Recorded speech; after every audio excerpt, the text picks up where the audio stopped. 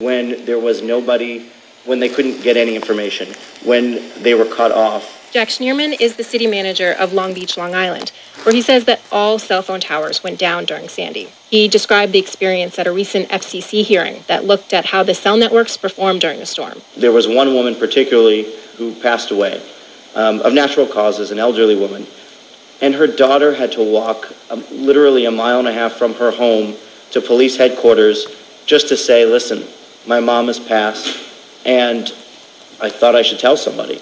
So to be prepared for the next disaster, Schneerman wants better access to cells on wheels, called COWs, cell towers that can be moved from place to place.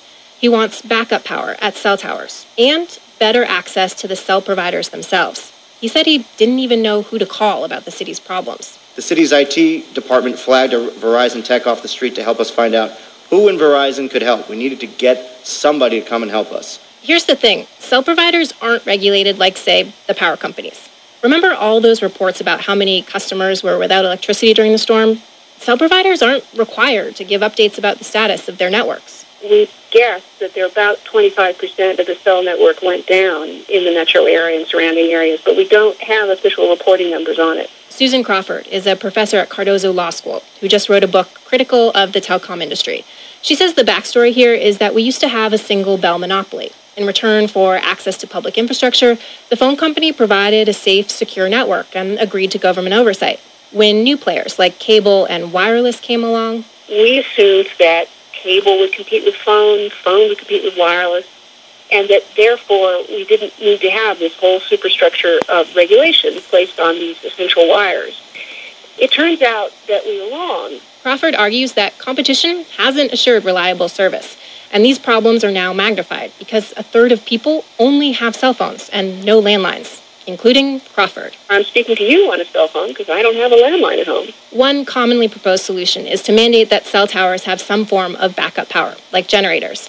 But some tower sites in the city aren't zoned for generators, says Crystal Davis with Sprint Nextel. There are some buildings in some zoning areas where we can put permanent generators, and there are some areas where we're not allowed to. They can have batteries, but those only offer about 4 to 6 hours of backup power. Plus, urban sites present additional challenges after a storm. More than 90% of our cell sites are going to be on top of buildings, and these are buildings that we don't own. We actually have to coordinate with the building owners and landlords to get access to the buildings. Davis says Sprint's network was fully operational within 2 weeks of Sandy, and going forward, the company wants to coordinate with utilities for better service after storms.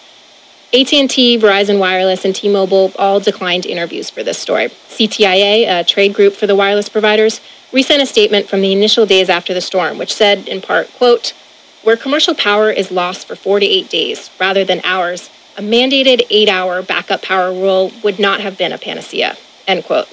So while the New York State Senate is considering a bill that would require providers to install backup power on new cell phone towers, Crawford isn't optimistic that Sandy will bring significant changes to the cell networks. So it both looks unlikely that either the FCC or the state is going to be able to pass rules affecting these outages, and it looks unlikely that the carriers are going to take substantial steps to fix their own networks.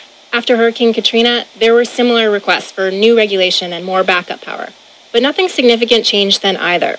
And providers are actively opposing any new attempts for additional regulation or oversight. Verizon, for example, wants to prevent the FCC from regulating its networks, wireless and broadband. It argues it's a communication company, just like the New York Times, and so any regulation would limit free speech. For WNYC, I'm Tracy Samuelson. New Jersey transit stations are public places. Anyone can stay there as long as he or she wants. The stations that offer seating, food, and drinks tend to attract a large homeless population. People who can take up benches meant for passengers who intend to ride the trains. Laws prevent transit police from asking the homeless to leave stations unless they're breaking rules. But as New Jersey Public Radio's Sarah Gonzalez tells us, NJ Transit is now trying to help the homeless out of train stations.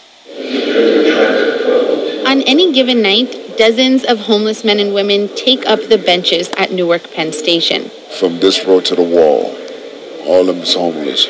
John Williams says he's been living at Newark Penn for a couple months. We could sleep sitting up, but if you lay down in here, they're going to wake you.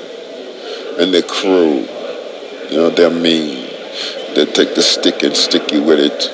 Or hit on the side of the wall of the bench. His nails are almost an inch long, but the 60-year-old is dressed sharp in a light brown plaid suit with the matching vest and a black leather jacket. Well, I mean, I done had it on for 2 months, and I don't smell and stuff like that, but that's a problem. You got some people in here that really, really smell bad.